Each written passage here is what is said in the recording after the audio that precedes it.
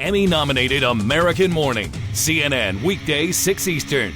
Did you hear what you wanted to hear from the president last night? Are you confident that the White House, that the administration has a handle on what needs to be done?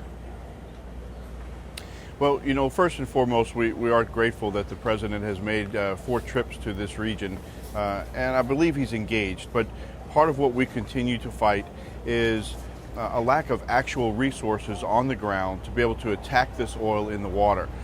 That's what we were hoping to hear more of, and I'm grateful that the president wants to hear what in the operation is broken and what needs to be fixed, and those are the messages we will send up. I think he understands it, but we need to have the resources, just like he referred to World War II and putting a man on the moon. Those operations were successful because there were equipment and resources provided to make those missions successful. That's what we need here in the Gulf Coast region, enough resources and assets so that we can make this a successful fight against this oil spill. And Mayor Kennan, what about you? You said that you think you needed to see a little bit more fire in the president's eyes with this speech. What do you mean by that? Exactly that. I mean, I didn't see any grit in his crawl. I didn't see the determination I want to see. I'm tired of hearing about cleaning up. We don't want to hear about that. That's the least we expect. No one's doing us a favor to clean up.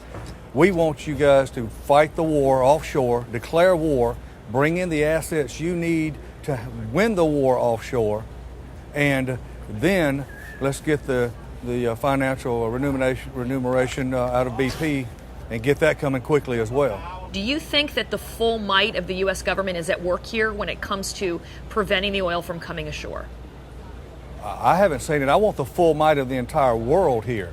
You know, the Jones Act, all the other bureaucratic nonsense that's in the way of us taking care of business needs to be eliminated.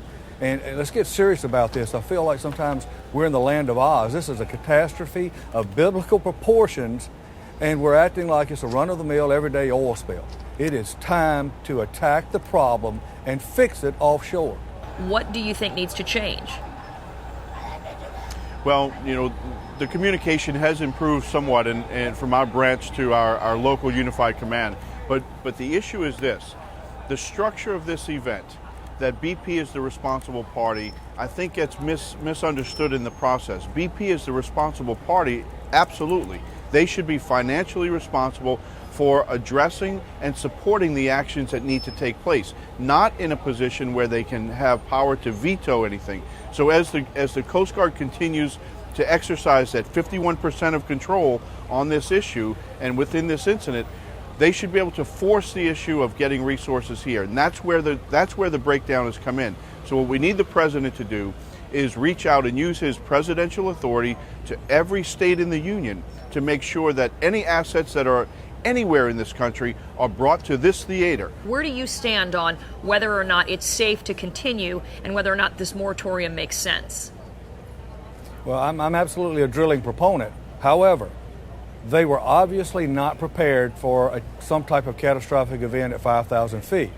Now, no matter how much I want to drill, you have to have a contingency plan. I have a contingency plan if my dog catcher is out sick. So it makes absolutely no sense. They were not prepared for this situation in 5,000 feet of water. So until we get in a situation where they can handle something of this nature, we can't drill again deep water.